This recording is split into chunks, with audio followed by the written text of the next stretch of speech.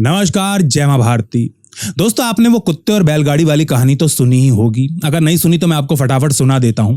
एक कुत्ता होता है जो बैलगाड़ी के नीचे चल रहा होता है धूप से बचने के लिए। बैलगाड़ी के नीचे चलते चलते थोड़ी देर बाद उसको ये गलतफहमी हो जाती है, या कहें कि खुशफहमी हो जाती है कि इस बैलगाड़ी को तू ही चला रहा है। उसको ये लगने लगता है कि ये बैलगाड़ी तेरी वजह से चल रही है, जबकि ऐसा होता नहीं है। रियलिटी में उस बैलगाड़ी को बैल चला रहे होते हैं, लेकिन कुत्ते को लगने लगता है कि बैलगाड़ी तेरी ही वजह से चल रही है। दोस्तों, ऐसी ही कुछ गलतफहमी हो गई है पाकिस्तान के सो कॉल्ड प्रधानमंत्री इमरान खान को। इमरान खान को अब ये लगने लगा है कि पाकिस्तान नाम की जो टूटी फूटी थकेली सी जर्जर हाथ वाली बैलगाड़ी है, इसको वो चला रहे हैं, जबकि ऐसा है नहीं। पाकिस्तान की जनता भी जानती है, पाकिस्तान की सिविलियन क्लास भी जानती है, पूरी दुनिया जानती है कि पाकिस्तान नाम की जो बैलगाड़ी है, इसको पाकिस्तान की फौज चलाती है, जिसको कि पाकिस्तान में एस्टेब्लिशमेंट कहा जाता है।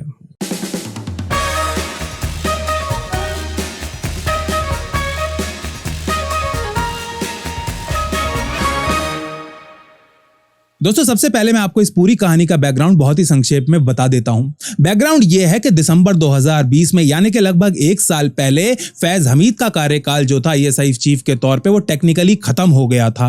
यानी कि दिसंबर 2020 में उसको आईएसआई के चीफ के पद से हटना था और किसी और को आईएसआई का चीफ बनाया जाना था। लेकिन इमरान खान चाहते थे कि फैज हमीद ही आईएसआई का चीफ बना रहे, उसको एक्सटेंशन दे दिया जाए। जनरल बाजवा कुछ नहीं बोल पाया, क्योंकि उसको इमरान खान ने खुद 3 साल का एक्सटेंशन दिया था आर्मी चीफ के तौर पर। क्योंकि बाजवा की, जैसा कि आप सब इमरान खान के साथ डील हुई थी कि मैं तुझे इलेक्शन जिताऊंगा, उसके बदले जब तू प्रधानमंत्री बन जाएगा तो तू मुझे 3 साल का और एक्सटेंशन दे देगा। तो इसी के चलते अपना कार्यकाल पूरा होने के बावजूद भी फैज हमीद डीजीआईएसआई के पद पर बना रहा।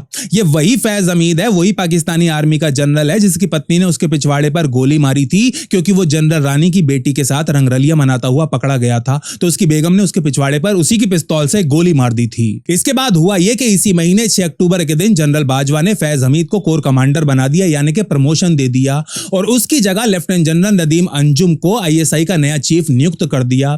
और इसी बात से इमरान खान के पिछवाड़े में बहुत तेज मिर्ची लग गई।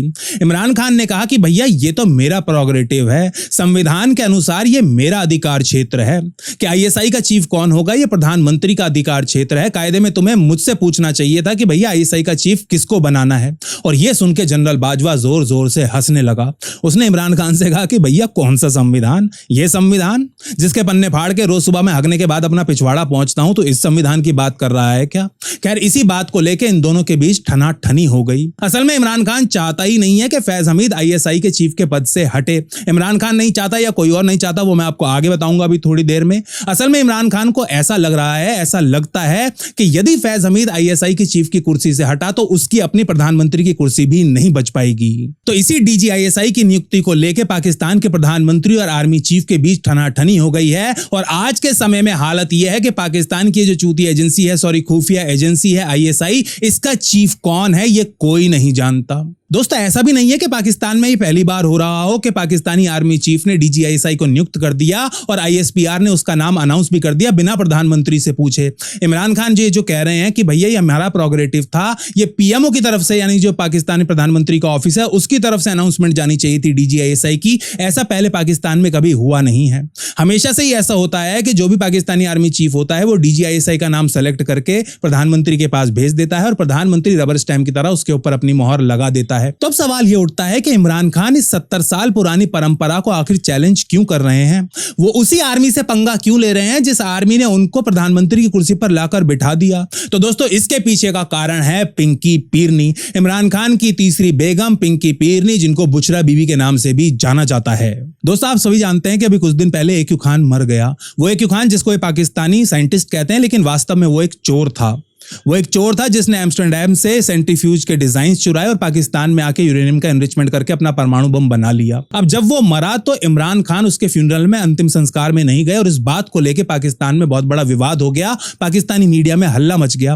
पाकिस्तानी मीडिया, जिसको आदत है हर बात पे इंडिया के साथ कंपैरिजन करने की, उन्होंने इंडिया की फोटोज और क्लिप्स चलानी शुरू कर दी कि देखो, जब वहां पे एक साइंटिस्ट, जो न्यूक्लियर साइंटिस्ट का निधन हुआ, एपीजे अब्दुल कलाम का, तो वहां पे उनके प्रधानमंत्री मोदी, राष्ट्रपति सब गए, बड़े बड़े नेता गए, केंद्रीय मंत्री गए, इतने सारे मुख्यमंत्री उनके अंतिम संस्कार में हिस्सा लेने गए।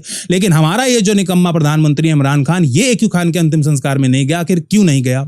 सबसे पहले तो ये पाकिस्तानी इतने बड़े मंदबुद्धि हैं कि AQ खान जैसे क्रिमिनल को, एक तस्कर को, स्मगलर को एपीजे अब्दुल कलाम के साथ कंपेयर कर रहे हैं, जिनके ऊपर कोई दाग नहीं है, एकदम क्लीन रिकॉर्ड है, क्लीन करियर है, जिन्होंने 1 रुपए की सैलरी पे जिंदगी भर काम किया, उसको एक तस्कर के साथ कंपेयर कर रहे हैं। इतने बड़े तो ये मंदबुद्धि हैं। खैर उस बात को छोड़िए।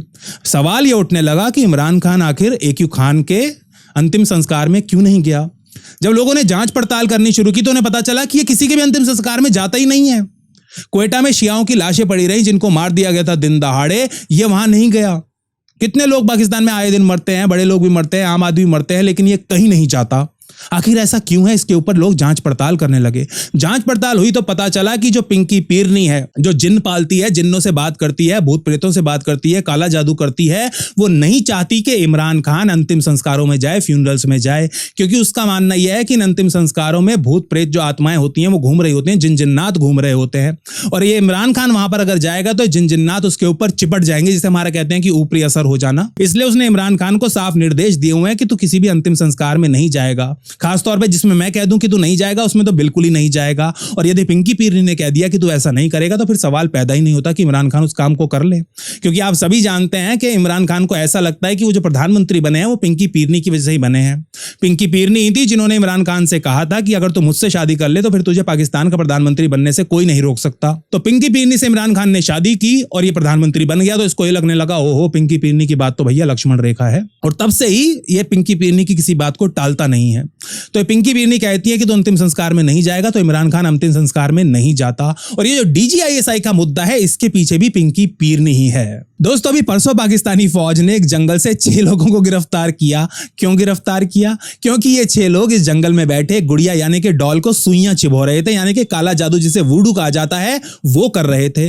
जब इनसे पूछताछ की गई, इनके ऊपर डंडे आजमाए गए, तो इन्होंने बताया कि ये जो डॉल है, गुड़िया है, जनरल बाजवा है, हम इसके ऊपर काला जादू कर रहे थे और ये काला जादू करने के निर्देश हमें बुशरा बीबी यानी कि Pinki Pirni, first lady of Pakistan से मिले थे। दोस्तों, मुझे मिली अंदर की कुछ खबरों के अनुसार पिंकी पीरनी ने इमरान खान को कुछ लोगों के नाम दिए हुए हैं।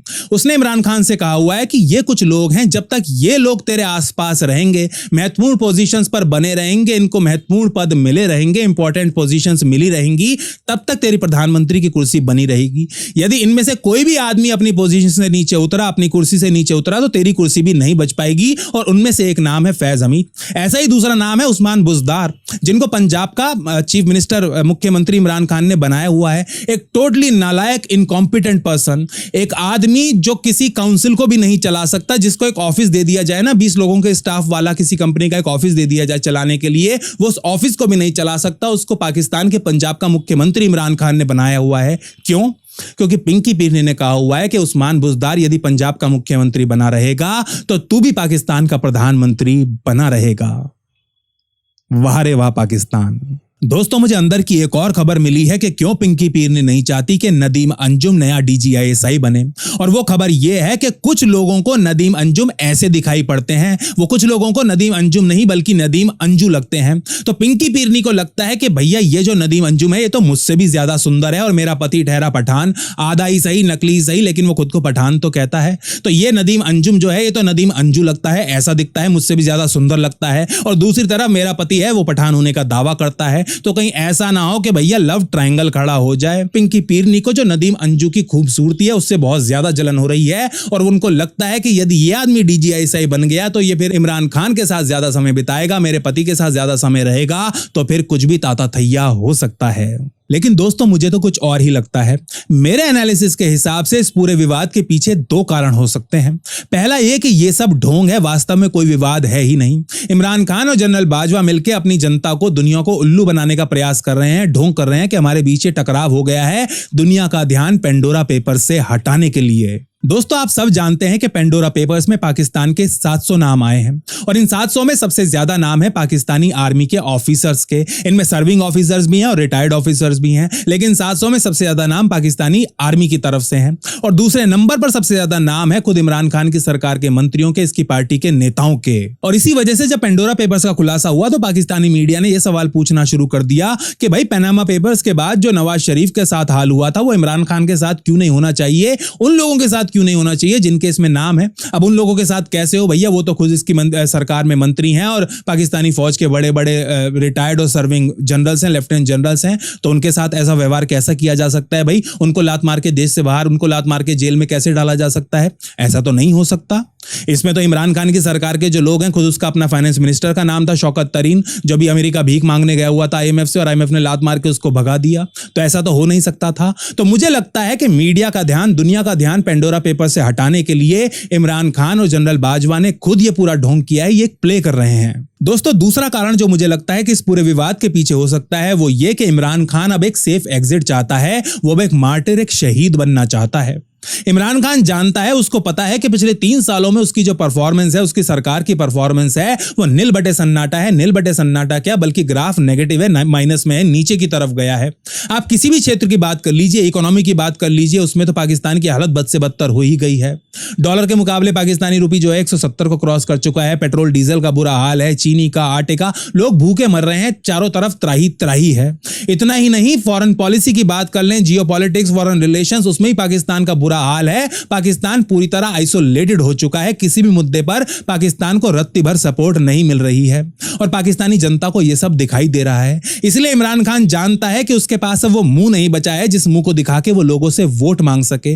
वो जानता है कि अब अगले चुनावों में जब वो लोगों से वोट मांगने जाएगा तो वोट देना तो दूर, लोग उसके मुंह पे चप्पल फेंक फेंक के मारेंगे, उसके मुंह पर थूकेंगे। वो इस बात को समझता है, इतना कॉमन सेंस तो उसके पास है भाई, आखिर ऑक्सफोर्ड एजुकेटेड है। खैर, जो भी हो, आपको क्या लगता है कि इस पूरे विवाद के पीछे असली कारण क्या हो सकता है? आपको क्या लगता है कि इमरान खान की सरकार बचेगी या नहीं बचेगी? आपको लगता है कि इमरान खान के पिछवाड़े में इतना दम है कि वो नदीम अंजुम की अपॉइंटमेंट के ऊपर साइन ना करे? मैं तो कहता हूं कि भाई इमरान खान साइन मत कर, दुनिया को दिखा दे कि तू कितना बड़ा स्ट्रांग लीडर है। तो पाकिस्तान ही नहीं, पूरी दुनिया की जो मुस्लिम उम्मा है उसका सरदार है, डेमोक्रेसी की लास्ट होप है, पूरी दुनिया के सामने साबित कर दे।